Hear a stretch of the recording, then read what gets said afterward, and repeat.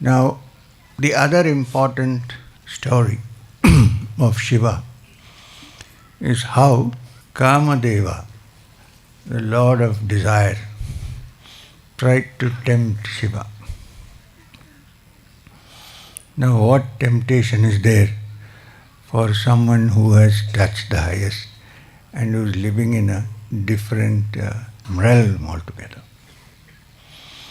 But seeing that he behaves like other people, he has a body and he is moving around, so Kamadeva was sent to tempt him. And once you are tempted, then you lose everything.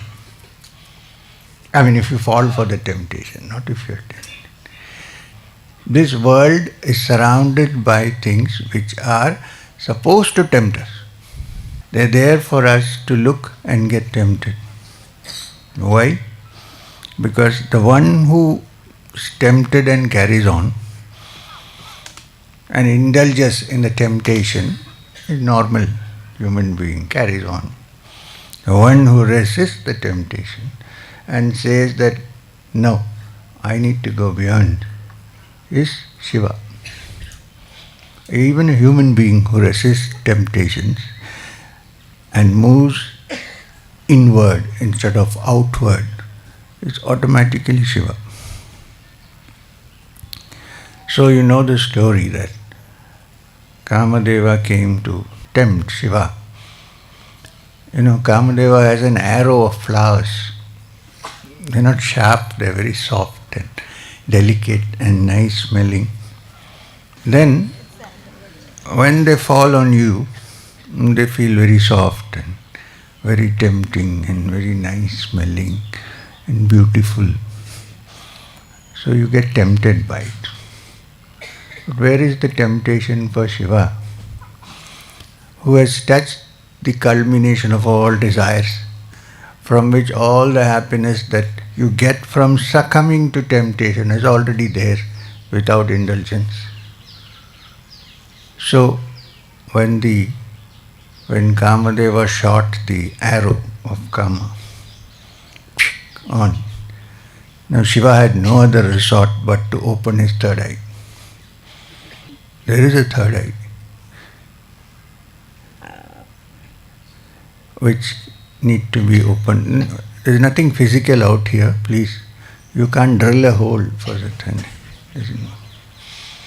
But there is a third eye which is called the Gyana Dhrishti, Ajna, which is in the middle of the eyebrows. When that opens, there are no temptations. All desires have been consumed by the final desire. Desires have been completely exhausted by finding out the completeness and fullness. And therefore, what will Kama do to such a thing? So Shiva is supposed to have closed his eyes, allowed the energy from the Ajna to touch the flowers of Kamadeva, including Kamadeva who was sending the flowers. And Kamadeva is supposed to have been reduced to ashes, which again were taken and put on him. So, for this is also for us human beings to note. There is nothing wrong with desire, but there is a desire which is the greatest desire of all, where one gets ultimate fulfillment. So this is the symbology of human beings trying to purify themselves and clear from all other desires, so that the ultimate desire for total freedom and absolute bliss is acquired.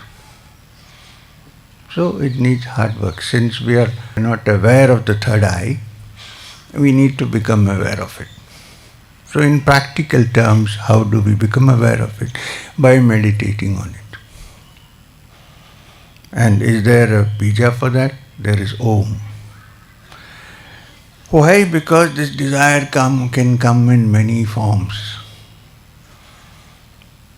It's so Kamadeva is so clever that if one is not extremely careful and not like Shiva, then one is likely to succumb to it.